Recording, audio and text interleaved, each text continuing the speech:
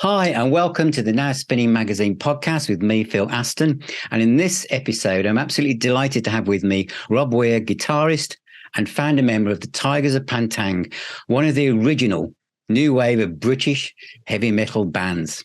Now, the band originally formed in 1978. That's the year of Long Live Rock and Roll by Rainbow, the first Van Halen album. And you're still playing all around the world now. You've got a new album out in May this year called Bloodlines. In 1978, could you imagine, Rob, that here you are in 2023 still playing in the Tygers of Tang? No, absolutely not. Hello to all your listeners, viewers, readers, and crochets. No, not really. I think it started off as a dream, as it does for most young musicians. You get your first guitar, you bash out bash out a few chords, you learn a few things, and then you think you watch Top of the Pops and you think, oh, I'd love to do that. And then if you're knocking on the right doors, things move a little bit further forward. And I've been very fortunate, I have to say. The doors did open for me, and the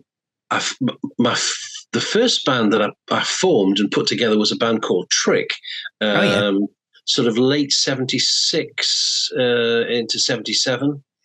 And that long in the days long before video and mobile phones and the internet and anything like that. And gosh, I'd give so much money if I could if somebody had come with their old Cine 8, and just taken some footage of the band, because we were hilarious. So there was me with hair down to my waist playing heavy metal guitar. The bass player, it was also called Rob, was into the Crusaders and jazz funk, and he looked like Jesus Christ from Jesus Christ Superstar. So our singer Graham, who later became one of our managers, was a punk, and the drummer Eric was a like a rhythm and blues skiffle sort of drummer. Yeah. And we're all trying to play in our various styles. Yeah. Heavy metal songs of the day, like, Whole Lotta Rosie by AC/DC. Bastille Day by Rush, and all this kind of stuff. So you've got a kind of a funky bass line, and the bass, knocking out metal chords. And Graham used to sing in a punk style in his pajamas. And you've got a rhythm and blues sort of drummer at the back trying to, his bass drum kept walking away from him because it wasn't anchored down to the stage properly. And it was just, it was hilarious. Honestly, it was, and I'd love to see some footage back of that. Well, but, sounds like you should have been huge.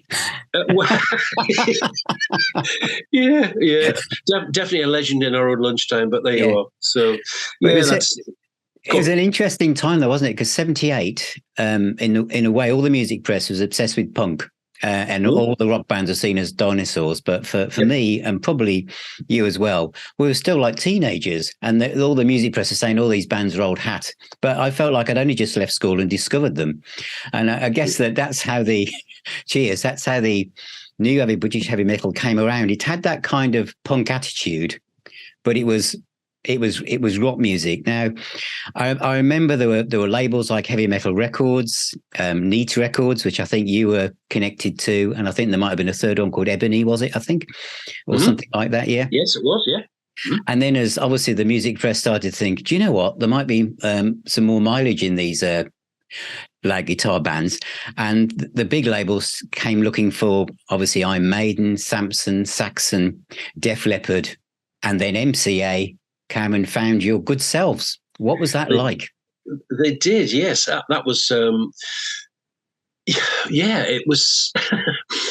we were playing at a local high school, and the guy who owned Neat Records, had a recording studio called Impulse Recording Studios in a suburb of Newcastle upon Tyne. And his two sons were at this school where we were playing this after-school concert. As the Tygers, playing a mixture of, we were quite novel because we did play working men's clubs, but we played half our own original material and half songs of the day. Mm-hmm. Whereas if you really, to play working men's clubs, you really had to just play covers, for the lasses to dance around the handbags. Yeah. But we and we got away with it. We played our own songs, and we thought, well, if you want to get people, on board and interested in your material, then you've got to play it to them. And we, after the event, we met this guy called Dave Woods, and he said, listen, I've got a recording studio. What do you think about coming down and recording some of your original material? So we said, yeah, that's great. First time we'd ever been in a real recording studio. Recorded some songs. One of them everybody felt would make a great single, and we're saying, Greg, a single? What's going on here? So Don't Touch Me There became the single. It was released. Sounds wrote about it. Tommy Vance played it. Wow. And it took off. And I think the original 7-inch pressing, I think Dave had something like, we had 1,000 pressed. I do remember that. And they went within about 3 days. So he then had another 4,000 pressed. Yeah. And they were shipped out and sold to all the shops, and then MCA contacted Dave, and Dave contacted our manager, and I'm sure a deal was done, to which we, didn't get anything from. And MCA, of course, we found ourselves signed to a major record label, probably the richest one in the world, because MCA were funded and connected to CIC Universal Videos. As you know, Universal make all the big films. That's right. Or they did. And MCA pressed 50,000. And another 50,000 was shipped out and sold. So that single had a lot of mileage in it, and got a lot. Because when the major label came in, then their huge press machine, got involved, and we found ourselves with page adverts in all the music press sounds. Sound Newspaper and Melody Maker and New Musical Express, and so it goes on. We were in the right place at the right time. We were very lucky. But the bands that you were talking about there, certainly from what I remember, the big four, if you like, that were signed first were Iron Maiden. They signed to EMI. Yeah. Def Leppard signed to Phonogram. Yeah. Saxon signed to Carrere. Yeah, and we signed to MCA, and we were like the first four, which certainly Jeff Barton wrote about. Yes, that's right. Yeah, and then I think that the sluice gates opened, and a lot more bands came through. Absolutely. But your first album, Wildcat, went to number 18 in its first week of release. It did. And as you say, you were the first four through the gate of that musical movement, and you must have felt seeing your album hit the top 20 that you'd arrived. Oh God, absolutely. I remember we were in a cafe across the road from King's Cross Station in London, with our record producer at the time, Chris Tangarides, and we just heard that it had gone straight in to the top 20 in the charts at 18, and Chris said to us, "Boys, I think we've got a hit album on our hands." But we're not talking about just a dedicated rock chart here. We're talking the national British charts. Yeah. So with the likes of David Bowie and Gloria Gaynor and Michael Jackson and multi-platinum big hard hitters, and there's little old Tygers of Tang from Whately Bay in there with a number 18 album. So it was quite something.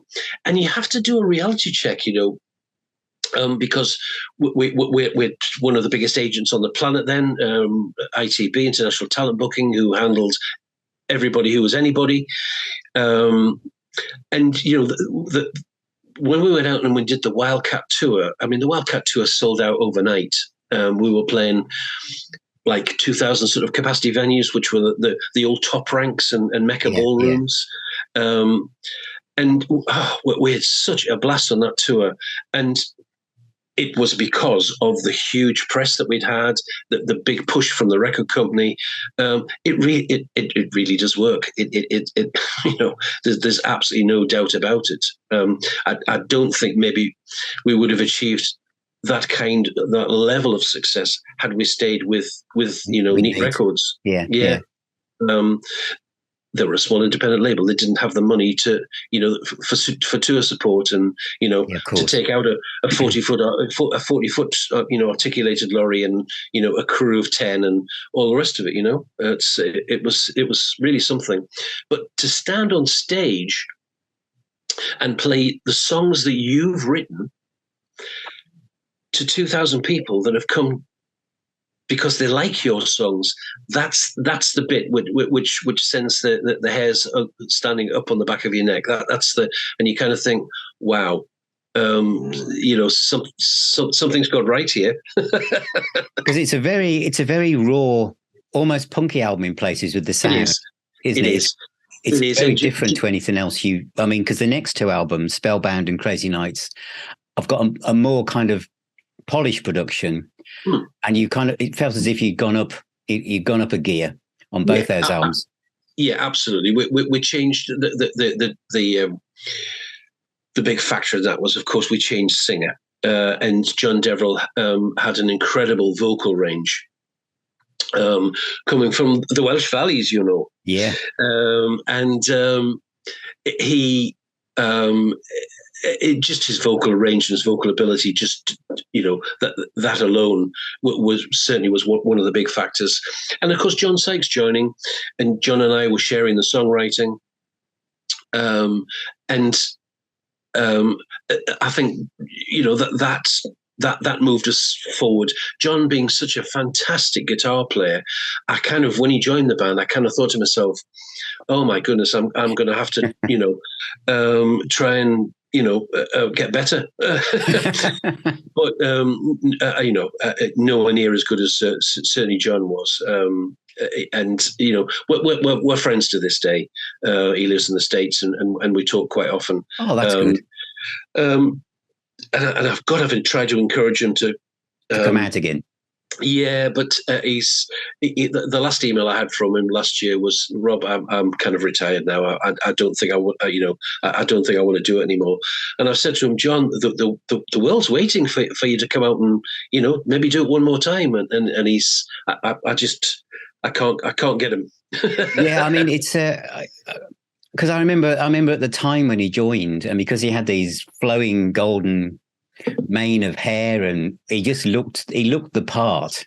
He was rock star quality. Rock star, yeah. So and everything he went on to do and who he was with. It is surprising that he hasn't kind of come out again. But the tracks during this period of the band's career, Wildcats, Money, Hellhounds, Silver and Gold, Raised on Rock, they're all bona fide classics, aren't they? Yeah, absolutely. Yeah, absolutely. Yeah, and indeed, we still play. A lot of those songs are still included, in our live set to this day. Yeah. So I guess at this time, because although we had the new wave of British heavy metal, the Americans were waking up about 82 to 84, weren't they? And they were kind of tweaking their control panel to be more kind of AOR and melodic rock and almost pop metal. And I guess a lot of the record companies were starting to think, this looks interesting. And the new wave of British heavy metal was very raw, very punky metal kind of riff driven songs. Because obviously the Cage was had lots of fantastic reviews at the time. I remember seeing it myself in Kerrang and sounds and everything. That the cage was like a totally new version of the Tygers. But in a way, did you feel it was going away from the spirit of where you were coming from? Yeah, I did. The cage was. It's a completely different Tygers album, really. It was the record company trying to push us towards America. There's very few band-written songs on the cage. They were all from outside songwriters, outside the band, and that really went against the grain with me. I thought, hang on, I've written an album called Wildcat. It went into the chart at 18. Yeah. So I can write songs. I know that. Why am I playing and learning other people's songs? That's not really what I signed up for. And we actually recorded on 4-track and demoed. Fred came round to everybody's house and recorded it, all of us, and did a marvelous job putting together this what was going to be our 5th album. Yeah. And I remember us playing it to the record company in the boardroom, and they said, after we played it to them, they said, yeah, it's very good, but we've got these songs that we'd like you to record, from different songwriters. And I just said, do you know what? I'm not doing it.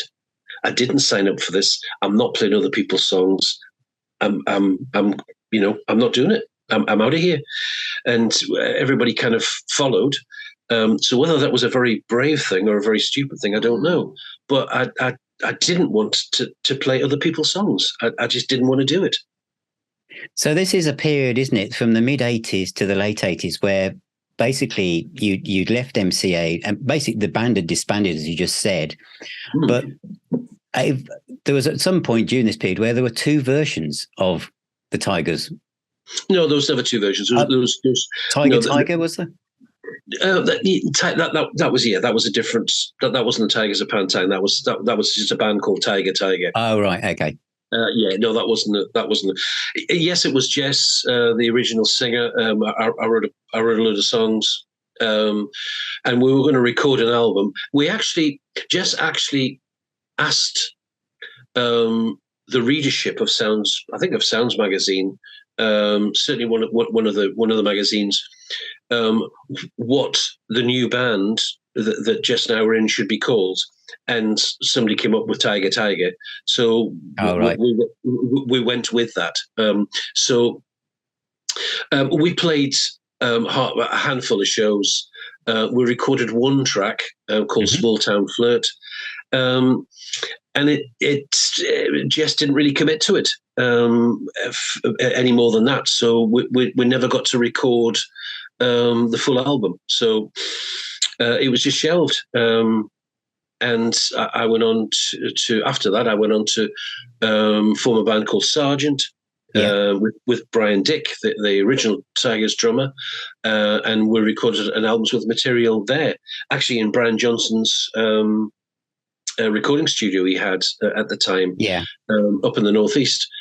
And we got a deal with CBS Records. It was worth a lot of money. I came back to the Northeast with the guy who was managing us, Colin Rowell, and we had a band meeting. And at the band meeting, the band said, we don't want to carry on with Robb in the band. And Colin and I kind of looked at each other and thought, oh, right, okay. So they replaced me with a keyboard player and a guitar player. They played about 4 or 5 shows and then fell to bits. Colin and I cancelled the record deal we had with CBS, and I became particularly disillusioned with the music industry and left, sold everything. Wow! So the version of the band that did the Wreckage and Burning in the Shade was John. That was John Deverell and Brian. Because that was very, very pop metal. It was so far removed from where you'd originally come from, wasn't it? It was almost like a totally different sound and band, really. Yeah, and unfortunately, that imploded for them. That wasn't, I suppose, carrying the essence of the bands, along really. Otherwise, it would have succeeded. So you've now reached the point you've literally sold everything and turned your back on the music business. And we're just entering the 90s, which were, for any rock band, even if they were still together, the 90s was weird. This is before Classic Rock magazine wasn't going to appear until 1998. Grunge had arrived, and all of a sudden, tight leather jackets and trousers were definitely not in. And so how were the 90s at that point for you? Had you literally just done that, had a good time?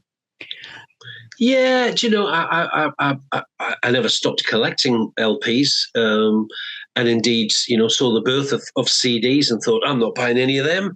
I'm not buying a CD. That sounds too clear and it's too pure, and it doesn't have the, you know, the warble and the rumble and all the kind of stuff that went on with LPs. Yeah. But of course, you know, I got converted like everybody else. I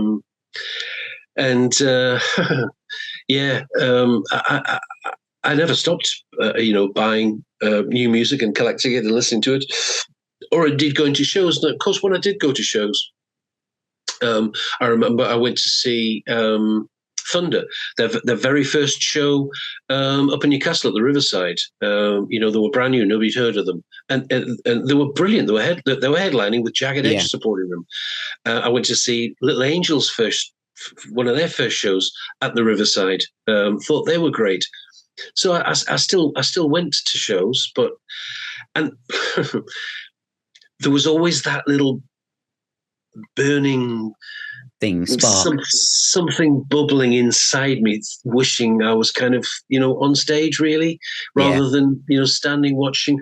But, I didn't do anything about it. It was just that sort of sad feeling, I suppose, inside. And then Wacken happened, didn't it? Yeah, I just got a phone call out of the blue. I was doing something else in my life, completely non-music related, and the phone rang, and it was Jess saying there's a reunion going on, 20 years reunion of the Tygers. Was I interested? And I think it took me half a nanosecond to say yes, I'm in. Then realised I hadn't got any guitars, I hadn't got any amps, so I had to go out and start all over again, really. Wow. Which hey ho, I didn't mind. And here we are chatting now. Several albums later, several world tours later. Yeah. Were you when you did that live album at Wacken? I mean, when you actually went, were you nervous about? But how did you feel walking onto that stage after all that time?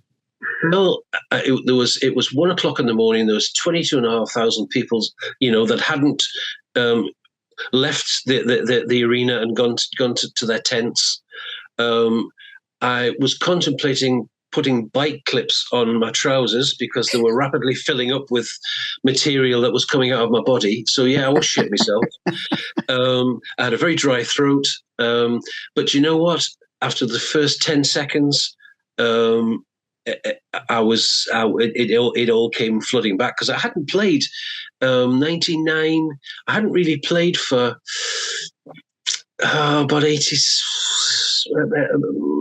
11 years, something like that, 87, 97, 12 years maybe, in front of people. But thankfully, it came back quite quickly. And, by the time we're at the end of the first number, I was, leaping around like I always leapt around. Yeah. That was. But what did happen in that hour and a bit performance was I got well and truly bitten again by the rock and roll bug, and thought to myself, I'm going to have to do this again, because I actually quite like it. Yeah, well, I mean, Wildcat sounds absolutely phenomenal on that concert. It's just like it was reborn.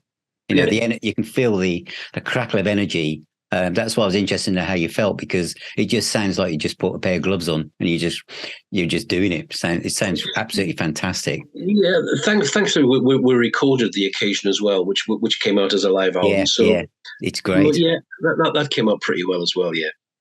So then you get the bug again, and then I think there's some the albums. Is it Mystical, Noise from the Cat House, Animal Instinct, across 3 separate labels? Was this by design, or just trying to find someone who'd be interested to put your stuff out? The labels were, in truth, the labels were dire. Really, there was no tour support, so there was very little financial support. So it went from Z Records to, which is no more, of course, to Communique Records, which is no more, of course. And you know, what does that tell you about the sustainability and their ability to, you know, to keep artists? It was just zero. And I don't know, maybe they just weren't quite set up right.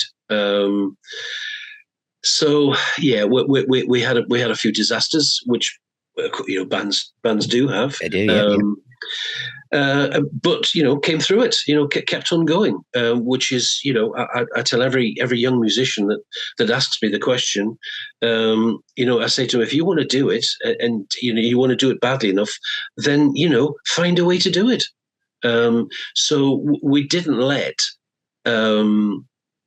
those setbacks, you know, affect us to the point where, you know, we just said, well, that's it. Then we're not getting anywhere. That's it. We're there's the brick wall. We can't go any further. No, you know, you go and borrow a ladder and you climb up and you climb over the brick wall and off you go again. Because during this period, not only was it was obviously you're trying to get a band off the ground again, but the music business itself was completely changing around you, wasn't it? During this decade that you've just entered, CD sales and vinyl sales and pirating and streaming was also coming along. So there was a lot going on. There was, yeah. The odds certainly were in our favour, but you just don't give up. You know, if you want to do something, you just don't give up. And we didn't. And after Noises from the Cat House, which I thought was a great title for an album, actually. It is, yeah. Richie left, the singer, and we auditioned. Not just in this country, obviously, we auditioned internationally as well. And there was Jack tells this story an awful lot better than me. A talent agency put him forward, and I think they were Swiss, and sent us a record which the band that he was in called Mantis from Italy sent us their CD. And in truth, I thought it was all right, but I didn't think it was outstanding. But his singing was great. It was probably the material that I didn't think was outstanding, and I don't mean, you know, any disparagement to the musicians. That's just my personal, you know, view on it. But there was something about Jack and something about Jack's voice. So we paid for him to fly over, and he auditioned, and I stopped the audition 45 seconds into the audition. And he had his back to us, and he kind of turned around like in horror. And I said, I looked at the boys, and I could see the look on their faces. And I turned to Jack and I said, "Job's yours if you want it." So we actually didn't even finish the song. We down tools and went to there was a bar in the complex, and we just went to the bar and had a drink. Fantastic. What so the next album this is the album because I know when I said the very start before we went live with the interview that when you have a band like yourself with a long legacy, people see the first peak and then they forget that you've come back or you're still going. And for me now I think it's 2012 and I hear an album called Ambush, and it's by the Tygers of Tang. And it's keeping me alive. These eyes, one of a kind, rock and roll dream. It's just like, oh my god, this is the Tigers of Tang, and I feel like it just as you entered this period,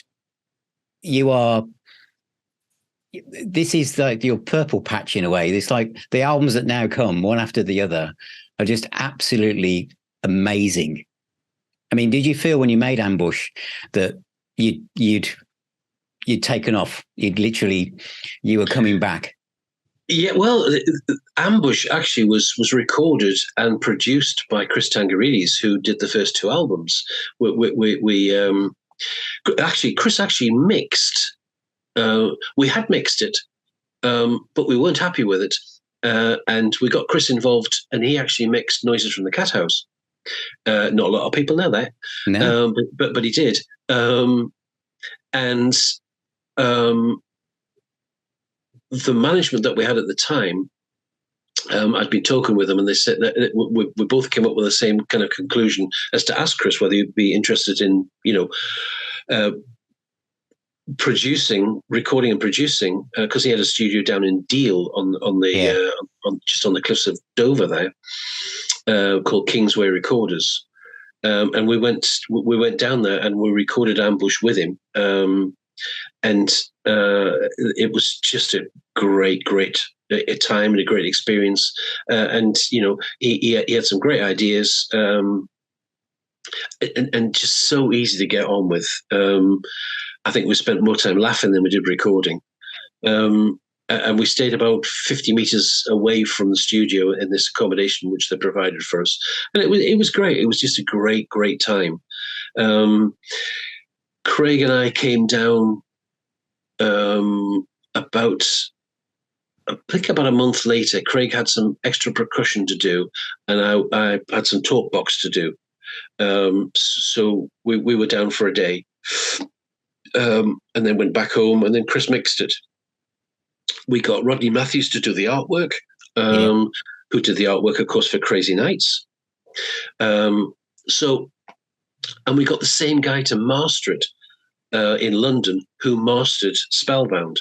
So we kind of went a bit retro and used the old boys, used the original team, and I think it came out really well. Oh yeah, I think it did. And of course, then a few years later, you had your kind of like self-titled album, Tygers of Tang in 2016, which just takes it to, what are you on a trajectory of just coming back? Never Give In. Dust, that track Dust has got such a great riff. It's a bit Rammstein-y in places, the kind of riff, but it's a fantastic album. Yeah, that was well, we changed a guitar player, and we almost re-establish ourselves. So we didn't want to give the album a title particularly. It was just, it's known as 2016 because that's when it came out. But the album essentially is just called Tygers of Tang. Really. Yeah, and some great tracks on that.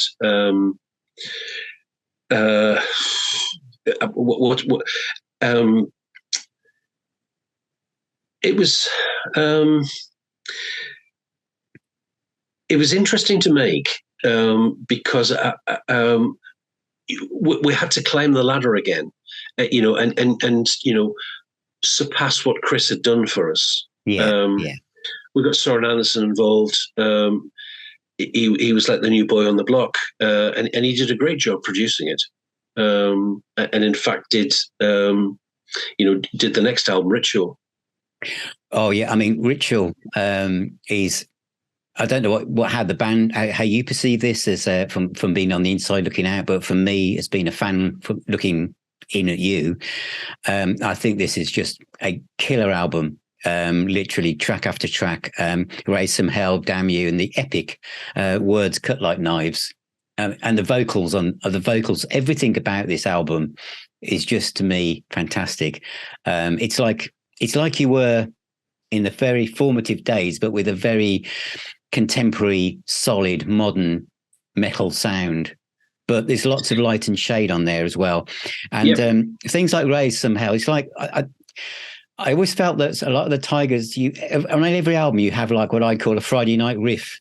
It'd be like a song that has just like straight out the gate riff. I think Wildcat was probably the first one, but every album seems to have one of these kind of a Raise Some Hell type riffage, and it's just absolutely brilliant. But as I say, the words cut like knives is just an immaculate power ballad as such, well, rock ballad. As that album has laid the foundations for what's coming in May, isn't it, with your new one? Absolutely. So we've changed producers. recommended by our record company. We're using a guy called Stu Madsen, who is not. He's more associated with more extreme metal. He's done work for Metallica, and he's taken the Tygers on and really, really got us from day one. When he was mixing the album and sending us the mixes for our approval, there was nothing we went back to him and said, "Oh, can you change this? Can you do that? Can that be sound different?" He just got us from day one. The only things that we had to go with was like slight levels. Can you turn the guitar solo up? Can you turn the guitar solo down? That was all. And I talked to him probably 2 or 3 times a week because he lives in Denmark, which is where his studio is. Yeah. And when I rang him, we would talk a little bit because there's nothing to talk about really about the mixing because it was great. We would talk about food, we'd talk about wine, we'd talk about me coming across to stay with him because he owns a forest, which and you come out the other end of the forest and wow. you're at the beach. You're at the beach, and oh my goodness, yeah. So we just had a complete affinity, brothership together, if there's such a word. And I don't know how he got us straight away with very little direction, but he has. And I look at bands' careers and ours, all bands' careers as you have to move up a step. Your career is a staircase, and you have to keep moving up a step with every new project. Yeah. If you don't move up a step, well, what you're saying to people, we're stagnant. We're just the same. But on the other end of the scale, you can never reach the top of the staircase because once you've reached the top, where do you go? Yeah. Again, you're saying, well, this is as far as we can take it. So if you're ambitious, you have to aspire to keep on going up steps. And I think the new album, we've gone up 2 steps, not just 1 step. I really do believe that. I mean, the sound is phenomenal. That everything about it, the drum sound, the snare sound, the bass guitar sound, the guitars, the vocals, everything is just awesome. Stu's got it just right. He really has. Yeah. So, I mean, I would say that the Tygers of Tang are sounding better now in 2023 than you've ever done. I'd agree with you. Absolutely agree with you. Yeah. Absolutely. So because obviously he's like the conductor and like the chef who's got all the ingredients, and all the ingredients, of course, was your performances and the songs. When you were writing the songs for this new album, Bloodlines, did you approach it any differently, or did the ideas just come naturally? No, they just come naturally. Absolutely. I've never ever set out to write a song. If I said to myself, right, I'm going upstairs, I'm going to plug into my studio, and I'm going to write a song today, I know it wouldn't happen. So I've never ever had that premise. I've always. I come into my studio, I plug into the studio, and I just have a bit of a play, and something always jumps out my fingers without a word of a lie. It literally jumps, and I don't know how it happens. I'm grateful it does. Yeah, but something jumps out my fingers, and I'll record it, and I'll leave it, and I'll come back the next day, and I'll listen to it again, and if I like it, then I'll develop it further. Fantastic. That's the way it's done. That's the way it's done for me, anyway. There's a song on the new album called "Taste of Love," which starts with piano. Was that who played that? Was that one of you guys, or a session musician? Or it wasn't. When I came up with that idea, the piano was actually my guitar. Oh yeah. And I rang Jack and I said to Jack, "I'm hearing this as piano, not as guitar. So." When you listen to it, don't listen to it as guitar, listen to it as piano. I said, do we know anybody between us that can play this? And Jack said, yeah, I work with a great guy.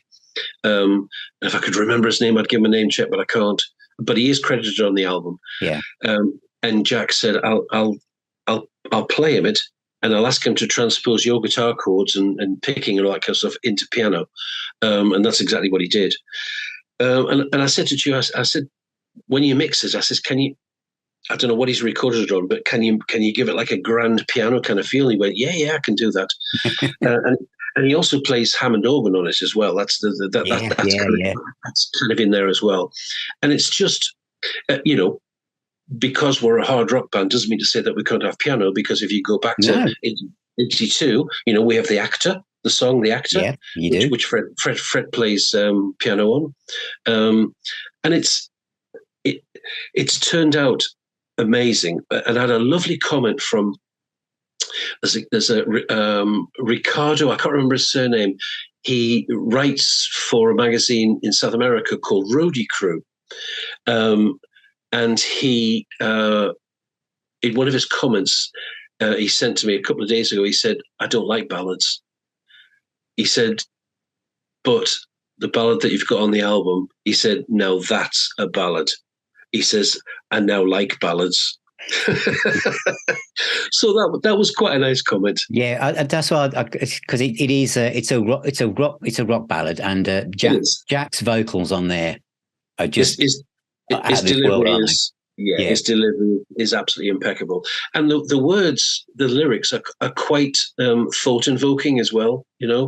Take a look at yourself. Is that who you really want to be in the mirror? It has everything in it. It really does.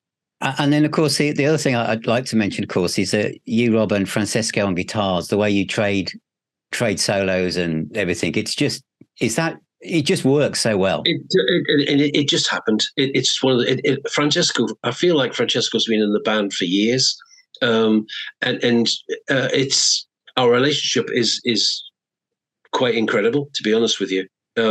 He's so easy to get on with. He's so professional.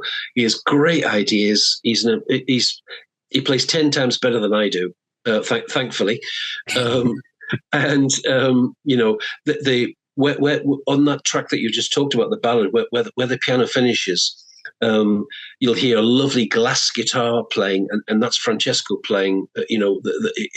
His part in the ballad, and it's just that's the part that he wrote and came up with, because the writing is very much shared, with the songs, as I was saying at the front of the interview. My ideas, which I sent to him, he deconstructed them and reconstructed them, and it's taken them to another level, which has given us the quality of the album that we've got. And I'm really excited for people to hear it, and for the comments to come in, good or bad, because it won't suit some people's ears. And I think it's great. I mean, it's in my blood. There's a bit. I think it's they're at 2.5 minutes in. There's this like twin guitar bit before the solo comes in. It's just. I love it. It's fantastic. That's a great track. Yeah, a lot of people have mentioned that, actually. The demo of that, the original demo, which I've got here, which I sent to Francesco, just before I sent it to him, I thought to myself, that needs a theme on the front of it. Yeah. So I played this very simple theme on the front of it, and of course he loves it, and played a harmony to it. And it really sets it up for the solos that come in. It's really good. That's actually in the live set. So we're playing. Absolutely, and also Kiss the Sky's got some great guitar and great solos on it. Thank you. It seems unfair to pick out certain tracks, because actually the whole thing flows really, really well. And the last song, which is quite an epic, really, making all the rules. Although it's when you say an epic, people think it's 15 minutes long. It isn't. It's like short 5-minute song, but it finishes the album as it should finish. It absolutely does, and that's nothing to do with me whatsoever. That was written by Craig, our drummer. Wow. Yeah, he pulls out these gems once in a while. He says, this is something that I wrote a few years ago. And most drummers aren't really credited for writing classic tales, but he writes great lyrics. He writes great melodies. As of course Jack and Craig are entwined when it comes to creating hooks and melodies and lyrics, and they're toing and froing all the time. But yeah, that song Craig wrote, he sent that to Francesco. Francesco, developed the chord sequence and then sent it to me. And when I was recording it, I was recording my ovation on it. And yeah, I like that track. It's come out really well. So would you say this is the strongest lineup the band's had? Absolutely. Yeah. Without a shadow of a doubt. Yeah. So you're feeling, so how do you feel about the band now? I mean, are you really confident about where you're heading in the future? Yeah. Absolutely. Yeah. There's plenty of mileage left, in these Tygers. Absolutely. Yeah, there's a live album planned. There's a live DVD planned. We're on writing for the next album. There's all sorts of fantastic shows coming up this year. So yeah, we're definitely on the road. So the album comes out, I believe, in May. May the 5th. May the 5th, indeed. Mm-hmm. And and it's available on, is it vinyl and CD? Vinyl, it's available on black vinyl, blood red vinyl, and on CD, and of course all the usual media platforms as well. And if people want to come up, pre-order it, or can they get signed copies? Is it best to come to your website? Yeah, from the website, www.tygersofpantang.com. Yeah, that's the one. Or of course they can buy it from the record company website as well. Pre-order it from there, I should say. And then of course when it comes out on release, it'll be in HMV and all your favorite record stores. Although not many of them. And I noticed on your website you've got quite a few gigs already for 2023. Are you going to expand that into Yes. I mean, you've got some gigs in the UK starting on the 8th of March, is it, in Great Yarmouth? Yeah, Hard Rock Hell. Yeah. There's also we're playing all over the world, thankfully. But yeah, there's still a European tour and a British tour to be put in the gigs. Absolutely brilliant. Well, thank you so much. Rob, for being with me today, and for any of you watching this new album is absolutely worth checking out, and it's the best thing Tygers of Pantang have done. Period. I mean, these last few albums, as you say, it's like climbing a ladder, and it already feels to me like you've reached the top. Well, you're at the very top, but as you say, you've still got lots of places in your imagination to take the band next. So that's really, really exciting. Thank you for your time, and I hope your listeners are still here with us at the end, and they haven't gone to make a cup of tea. But I'm off for another glass of wine. Well, good for you, Rob. Well, thanks very much for all your time, and take care. And hopefully, you'll speak soon, and I'll see you around. Thank you. See you at a show. Thanks very much, Phil. Thank you so much for tuning in, and a special thanks to my guest, Robb Weir from Tygers of Pantang. And don't forget, the new album is out in May, and it's well worth a listen. They really are on top form. And please check the website, nowspinning.co.uk, for loads of content, loads of videos and reviews. And also, please subscribe to the podcast and the YouTube channel. And I look forward to talking to you very, very soon.